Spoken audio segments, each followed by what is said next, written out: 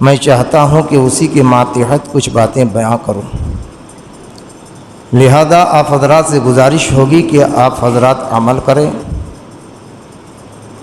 اور آخرت کو سجائیں، بنائیں، سنواریں۔ میں بار الہ میں دعا گو ہوں کہ پروردگار عالم ہم سب کو اس پر عمل کرنے کی توفیق عطا فرمائے۔ حضرات، میں آج کے جمعہ میں انشاءاللہ تعالی ایک ایسے عمل سے متعلق باتیں کرنا چاہتا ہوں جو آنکھوں کی ٹھنڈک، دل کا سکون اور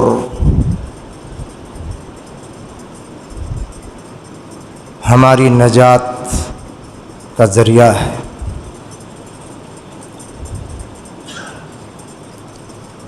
دنیا میں انسان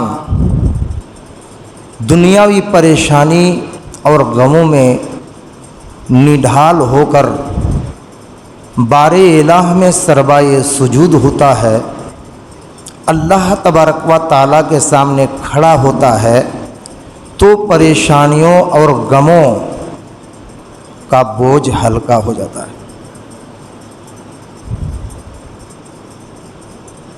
پروردگار عالم نے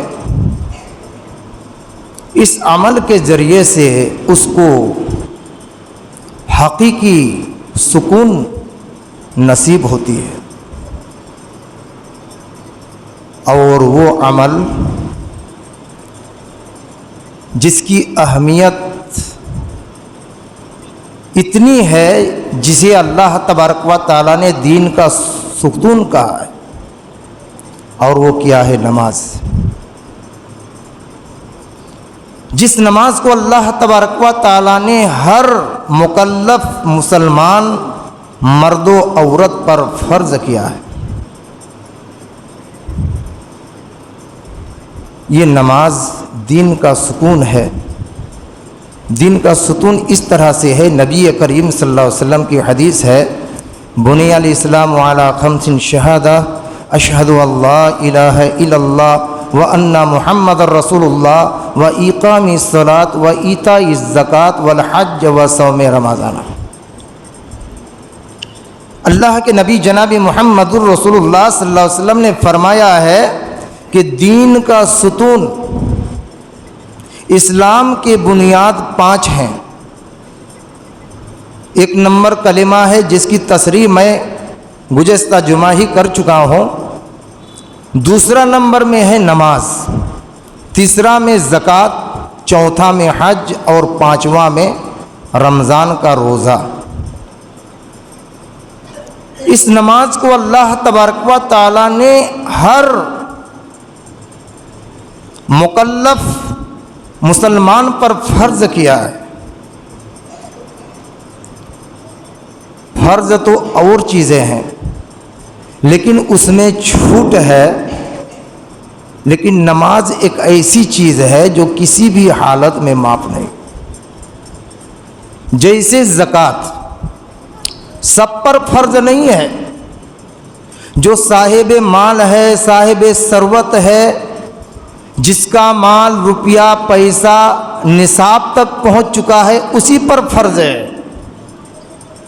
جو چاسی ہیں، کسان ہیں، جس کا اناج نصاب تک پہنچ گیا ہے، اس پر فرض ہے۔ اس کے پاس اونٹ ہے، بکریاں ہیں، بیل ہیں، نصاب تک پہنچ گیا ہے تو فرض ہے۔ سونے چاندی ہیں، 7.5 تولہ سونا، زکوٰۃ فرض ہے۔ 52.5 تولہ چاندی، زکوٰۃ فرض ہے۔ سب پر فرض نہیں ہے۔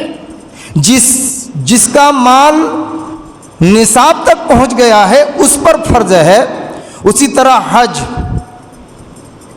زکوٰۃ دینے کے باوجود وہ اپنے مال کو پاک صاف کر کے رکھا ہے، لیکن وہ مالدار ہے، بیت اللہ شریف کا طواف کر کے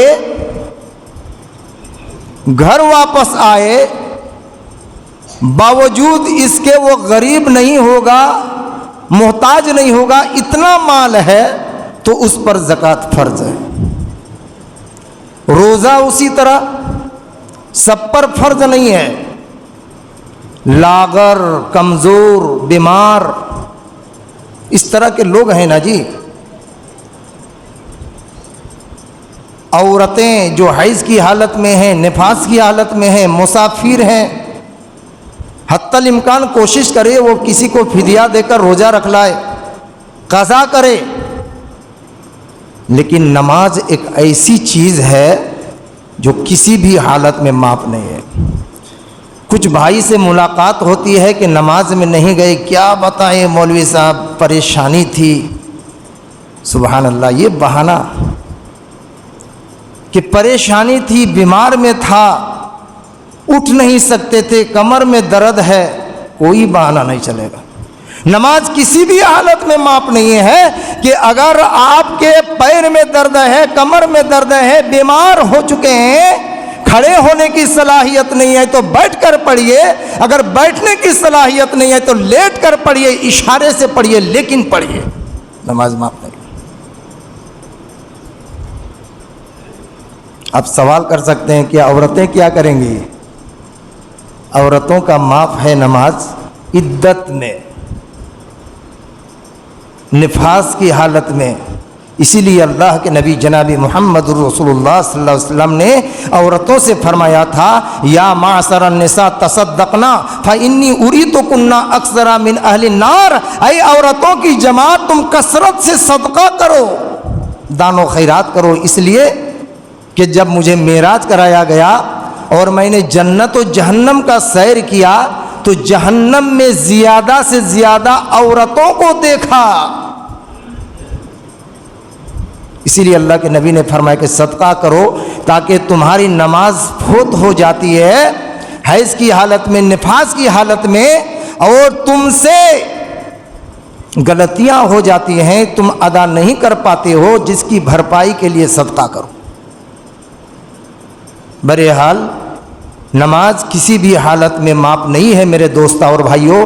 آپ کوئی پیر کا درد لے کر آئے، کمر کا درد لے کر آئے، سر کا درد لے کر آئے، یہ بہانہ نہیں چلے گا۔ حضرت ایوب علیہ السلام کے بدن پر کیڑے ہو گئے تھے اور اس کے بدن میں گھاؤ ہوا تھا جس کے بدبو سے لوگ دور بھاگ رہے تھے۔ 4 بیویاں تھیں، 3 خلا طلاق لے کر چلی گئیں، اس سے بھی زیادہ درد آپ کو ہو رہا ہے، اس سے بھی زیادہ آپ کو تکلیف ہو رہی ہے کہ ایوب علیہ السلام نے اس حالت میں بھی نماز نہیں چھوڑا، جلا وطن کر دیے گئے، شہر سے باہر کر دیے گئے، جنگل میں جا کر وقت گزارنے لگے، سبحان اللہ، نماز نہیں چھوڑا۔ معمولی کمر میں درد ہوا ہے، نماز کو چھوڑ دیا، ہیلا بہانا شروع کر دیتا ہے۔ میرے دوستوں اور بھائیوں، نماز معاف نہیں ہے۔ اسی لیے اللہ کے نبی جناب محمد رسول اللہ صلی اللہ تعالی علیہ وسلم نے فرمایا ہے، آپ باپ ہیں، جو باپ ہیں، گارجن ہیں، سرپرست ہیں، ذمہ دار ہیں، ان سے اللہ کے نبی نے فرمایا ہے کہ آپ کا بیٹا ہے، جب آپ کا بیٹا کی عمر 7 سال ہو جائے، دودھ کا دانت ٹوٹ جائے تو تم اس کی انگلی پکڑو اور پکڑ کر مسجد میں لاؤ، نماز کی عادت ڈالو۔ وہ باپ کو دیکھے گا کہ باپ قوما میں کیسے کھڑا ہوتا ہے، باپ تکبیر تحریمہ کیسے کہتا ہے، باپ رکوع کیسے کرتا ہے، سجدہ کیسے کرتا ہے، جلسہ استراحت میں کیسے بیٹھتا ہے، یہ دیکھ کر بچہ سیکھے۔ باپ کو دیکھ کر بیٹا باپ کی طرح وہ رکوع اور سجدہ اور قوما اور جلسہ استراحت نماز کے طریقے سیکھے 7 سال کی عمر میں۔ یہاں ایک بات سامنے آتی ہے، ہماری اس مسجد میں دیکھا جاتا ہے، بچہ ابھی انڈا سے نکلا ہے، انگلی پکڑ کر لے کر چلے آئے مسجد میں۔ اس بچہ کے اندر شعور نہیں۔ اللہ کے نبی صلی اللہ علیہ وسلم اگر کہتے تو کہتے کہ 3 سال 4 سال 5 سال کے بچہ کو بھی پکڑ کر لے آؤ، 7 سال کا قید لگایا ہے۔ جب بچہ کی عمر 7 سال ہو جائے تو تم اس کی انگلی پکڑو مسجد، چونکہ 7 سال کی عمر میں دودھ کا دانت ٹوٹ جاتا ہے، اس کے اندر کچھ شعور آتا ہے، کچھ عقل اس کے اندر آ جاتا ہے، اتنا سمجھتا ہے بچہ 7 سال میں کہ وہ نماز پڑھ رہا ہے، کم سے کم اس کے آگے سے نہیں گزرے گا، ہو ہلہ نہیں کرے گا، روئے گا چلائے گا نہیں۔ یہاں 2 سال 3 سال 4 سال کے بچے کو ساتھ میں لے کر آیا ہے کہ ماں کا دودھ لگتا ہے اسی کے پاس ہے، اور آ کر کے لوگوں کی نماز میں خلل ڈالتا ہے، سبحان اللہ۔ حتیٰ کہ میں نے یہ بھی دیکھا ہے جب باپ سجدے میں جاتا ہے تو بیٹا سر پر چڑھ جاتا ہے، باپ نماز پڑھتا ہے آگے جا کر سو گیا ہے، دوڑ دھوپ کرتا ہے، روتا ہے، ہنستا ہے، دوسروں کی بھی نماز کو برباد کرتا ہے، اس کا گناہ اس کے باپ پر جائے گا۔ سن لیجئے، اللہ کے نبی جناب محمد رسول اللہ صلی اللہ علیہ وسلم نے قید لگایا ہے کہ جب بچہ کی عمر 7 سال ہو جائے تو تم اس کی انگلی پکڑو۔ 7 سال کی عمر میں فرض ابھی نہیں ہوا ہے، لیکن نماز کی عادت ڈالنے کے لیے تم مسجد تک لے کر آؤ، اور جب اس بچہ کی عمر 10 سال ہو جائے تو تم اس کو مار کی سزا دو، مارو، سزا دے کر، مار کر، پیٹ کر اسے نماز پڑھاؤ۔ سمجھ میں آ رہا ہے؟ یہ میں کس سے کہہ رہا ہوں؟ جو باپ ہیں، خود کو باپ کہتے ہیں، بیٹا پیدا ہوا 2 کھسی قربانی دے دیے، عقیقہ دے دیے، بڑی خوشی، ہم تو باپ بن گئے۔ لیکن اچھے باپ تب بن سکتے ہیں جب اپنے بیٹے کو تربیت دیں گے، جب اپنے بیٹے کو نمازی بنائیں گے، جب اپنے بیٹے کو زندگی کو سجائیں گے، سنواریں گے۔ یہ سونا دیکھا ہے، سونا اور چاندی بازار میں بکتا ہے، سونا قیمتی چیز ہے، اس سونے کے ڈھیلا کو اگر گلا میں باندھ لے تو خوبصورت لگیں گے؟ نہیں لگیں گے۔ چاندی 1 کلو لے کر کمر میں باندھ لیں گے، خوبصورت لگیں گے؟ نہیں، اس کو سجانا پڑے گا، اس کو سنوارنا پڑے گا، اس کو تراشنا پڑے گا۔ تراشنے کے بعد جب وہ زیور کو بدن پر لگائیں گے تو خوبصورت لگیں گے، اس کے لیے تراشنا پڑے گا۔ اسی طرح اولاد ہے، آپ اچھے باپ تب لگیں گے جب اپنے بیٹے کو تربیت دیں گے، سجائیں گے، تراشیں گے، سنواریں گے، نمازی بنائیں گے، تب آپ اچھے باپ ہوں گے۔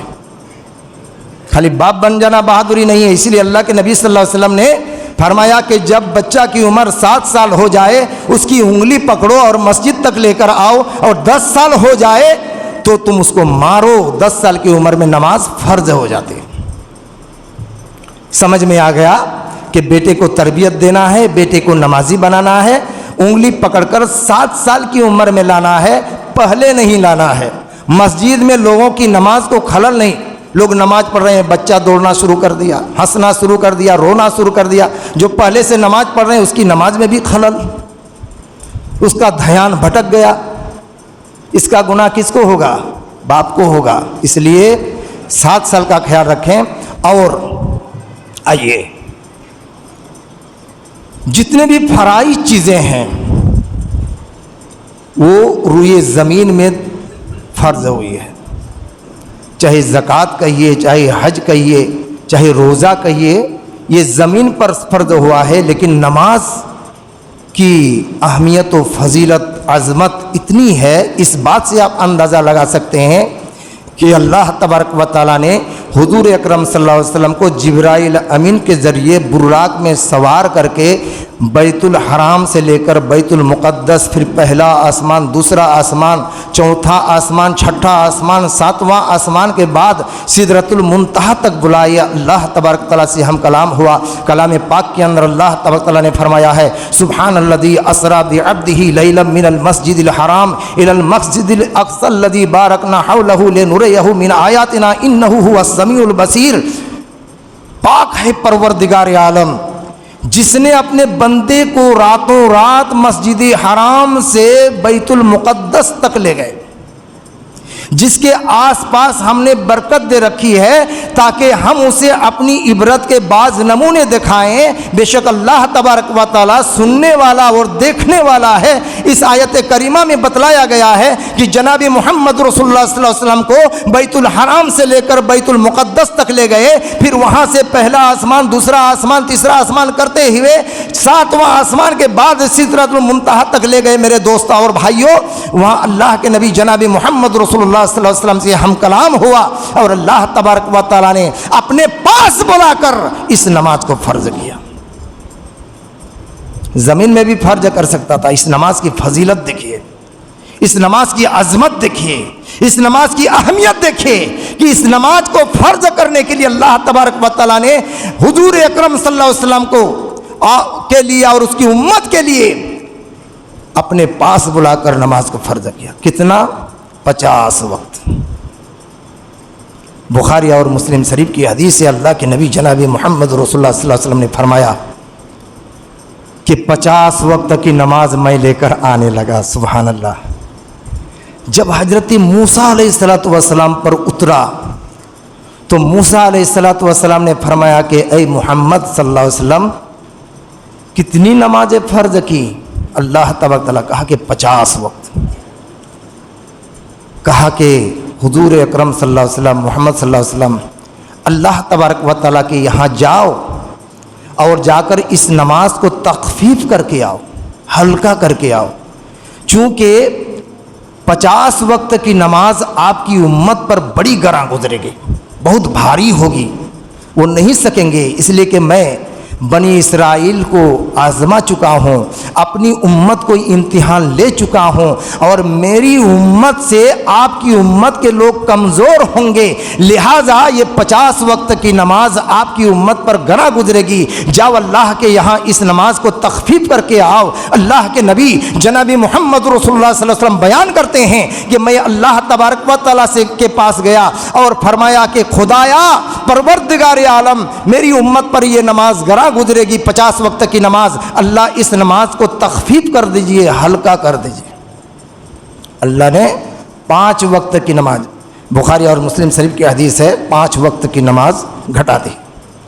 حضرت موسیٰ علیہ السلام کے پاس آئے، کہا کہ کتنا گھٹایا؟ کہا کہ 5 وقت کی نماز۔ کہا کہ پھر بھی بھاری ہے۔ اللہ کے نبی جناب محمد رسول اللہ صلی اللہ علیہ وسلم نے فرمایا کہ موسیٰ علیہ السلام کے پاس اور اللہ کے پاس میں بار بار گیا آیا، یہاں تک کہ اللہ تبارک و تعالیٰ نے فرمایا کہ اے محمد صلی اللہ علیہ وسلم تم پر 5 وقت کی، تم پر اور تمہاری امت پر 5 وقت کی نماز فرض کی ہے، لیکن فضیلت یہ ہے کہ 1 وقت کی نماز 10 نماز کے برابر ہے، ثواب اور اجر کے اعتبار سے۔ پتہ یہ چلا 5 وقت کی نماز ہے، لیکن اس نماز کی فضیلت 50 وقت کی نماز کے برابر ہے۔ تو یہ 5 وقت کی نماز فرض ہوئی۔ میرے محترم، اللہ تبارک و تعالیٰ کا شکریہ ادا کیجیے، اس عظیم احسان کے بدلے میں اللہ کا شکریہ ادا کیجیے کہ اللہ تبارک و تعالیٰ نے 50 وقت کی نماز کو 5 وقت میں کیا، اور پھر اجر و ثواب کے اعتبار سے 50 وقت نماز کے برابر ہے۔ اللہ تبارک و تعالیٰ کا شکریہ ادا کیجیے، اور شکریہ ادا کرنے کا طریقہ کیا ہے؟ نماز کے ذریعے سے نماز پڑھیے، پابندی کے ساتھ 5 وقت نماز پڑھیے۔ یہی اللہ تبارک و تعالیٰ کا شکریہ ادا کرنا ہوا کہ پروردگار عالم اگر چاہتے تو 50 وقت کی نماز کرتا، اور ہم کو پڑھنا پڑتا۔ میرے محترم بزرگوں، دوستو، بھائیوں، چونکہ نماز ایک واحد عبادت ہے، ایک ایسی عبادت ہے جس نماز کے بغیر آپ کو کوئی کامیابی نہیں ملے گی۔ نماز کے بغیر کوئی بھی عمل باطل ہے۔ آپ زکوٰۃ دیتے ہیں، نمازی اگر نہیں ہیں تو آخرت میں کچھ بھی نہیں ملے گا۔ نماز نہیں پڑھ رہے ہیں اور زکوٰۃ دیتے ہیں، ساری دولت کو اللہ کے راستے میں مسجد مدرسہ میں دے دیجئے، آخرت میں کچھ نہیں ملے گا۔ آپ حج کرتے ہیں، نمازی نہیں ہیں، نماز نہیں پڑھتے ہیں، اس حج سے کچھ نہیں ملے گا۔ آپ روزہ رکھتے ہیں، بہت سارے لوگ کہتے ہیں کہ نماز الگ ہے، روزہ الگ ہے، ہم روزہ رکھیں گے تو روزہ کا ثواب ملے گا، نماز نہیں پڑھیں گے نماز کا ثواب نہیں ملے گا۔ کچھ فرقے کے لوگ ہیں اس طرح سوچتے ہیں، لیکن یہ نماز اور روزہ لازم ملزوم ہے، نماز اور حج لازم ملزوم ہے، نماز اور زکوٰۃ لازم ملزوم ہے۔ نماز کے بغیر کوئی بھی عمل باطل ہے، کامیابی نہیں ملے گی۔ البتہ مولوی صاحب ہم اتنا جو دان خیرات کر رہے ہیں मौलवी साहब लोग फुसला फुसला कर दान खैरात ले लेते हैं और बड़ी बड़ी दुआएं कर देते हैं। मेरे मोहतरम बुजुर्गों, दोस्तों, भाइयों, आपको मिलेगा। आप अगर दान खैरात करते हैं तो दुनिया ही में आपको मिलेगा। 2 मंजिला को आप 5 मंजिला बना सकते हैं। 10 बैल को आप अल्लाह 50 बैल बना सकता है। आपके 10 टका को 10 लाख बना सकता है। लेकिन दुनिया में अल्लाह बरकत देगा। अच्छे खाएंगे, अच्छे पहनेंगे, अच्छा रुतबा, अच्छा शान शौकत होगा, लेकिन आखिरत में कुछ नहीं मिलेगा। नमाज के बगैर मेरे मोहतरम बुजुर्गों, दोस्तों और भाइयों, कोई भी अमल बातिल है। लिहाजा हम मोमिन हैं, हम मुसलमान हैं, हमें खुशू खुजू के साथ नमाज पढ़ना चाहिए। मेरे दोस्तों और भाइयों, नमाज के बगैर हम मोमिन और मुसलमान भी नहीं बन सकते। बैनल अब्दे वल कुफ्र तर्कुस सलात। नमाज ये मोमिन और गैर मोमिन के दरमियान फ़र्क करने वाली चीज़ नमाज है। इंशाअल्लाह आप बातें सुनते चलेंगे, लेकिन वक्त ख़त्म हो चुका है। लेकिन इसलिए मैं ख़त्म करता हूँ चूँकि यहाँ हाट के लोग होते हैं और काफ़ी वक्त हो जाता है, मुझसे कहा भी गया है। इसलिए मैं हत्तल इम्कान कोशिश करूँगा कि मौजू को, मजमून को 12:45 बजे तक ख़त्म कर दूँ। ज़रूरी इस बात पर है कि हम मोमिन हैं, सिर्फ ज़ुबानी दावा नहीं चलेगा कि हम मोमिन हैं। सिर्फ ज़ुबान में कहने से नहीं होगा कि हम मोमिन हैं। दाढ़ी रख लेने से आप मोमिन नहीं होंगे, खान पान से मोमिन नहीं होंगे। इबादत के बाद ही आप मोमिन हो सकते हैं। इसलिए मेरे दोस्त और भाइयों, जिस तरह हम रमज़ान मुबारक के महीने में हम खुशू खुजू के साथ नमाज पढ़ रहे थे, रोज़ा रख रहे थे, उसी तरह बाकी महीनों में भी आप पढ़ें। चूँकि अल्लाह तबारक व तआला ने उस आयत करीमा को नाजिल किया था जिसको मैंने पढ़ा था, या अय्युहल्लज़ीना आमनू कुतिबा अलैकुमुस सियाम कमा कुतिबा अलल लज़ीना मिन क़ब्लिकुम लअल्लकुम तत्तक़ून। ऐ मोमिनों, तुम पर रोज़ा को वैसे ही फ़र्ज किया गया है जिस तरह तुमसे पहले और उम्मत पर फ़र्ज किया गया था। क्यों? लअल्लकुम तत्तक़ून, ताकि तुम मुत्तक़ी बन जाओ। जिस तरह रमज़ान के महीने में नमाज़ पढ़ता था, उसी तरह बाकी महीनों में भी नमाज़ पढ़ते रहो। अल्लाह का मकसद ही यही था। मैं बारे इलाह में दुआ गो हूँ कि परवरदिगार आलम हम जुमला मुसलमानों को पक्का सच्चा मोमिन और मुसलमान बनाए रखना। ऐ अल्लाह हमें नमाजी बना दे, अल्लाह हमें परहेजगार बना दे, अल्लाह हमें मुत्तकी बना दे। परवरदिगार आलम खुद भी नमाज पढ़ें और अपने आलो औलाद को भी नमाजी बना सकें। अल्लाह तू तौफीक अता फरमा। जब तक दुनिया में ज़िंदा रहें अल्लाह तू हमें दीन इस्लाम पर ज़िंदा रखना, और जब हमारी मौत हो ईमान की हालत पर हो। आक़ूलु क़ौली हाज़ा अस्तग़फ़िरुल्लाह ली व लकुम व लिसाइरिल मुस्लिमीन। बारकल्लाहु लना व लकुम फ़िल क़ुरआनिल अज़ीम।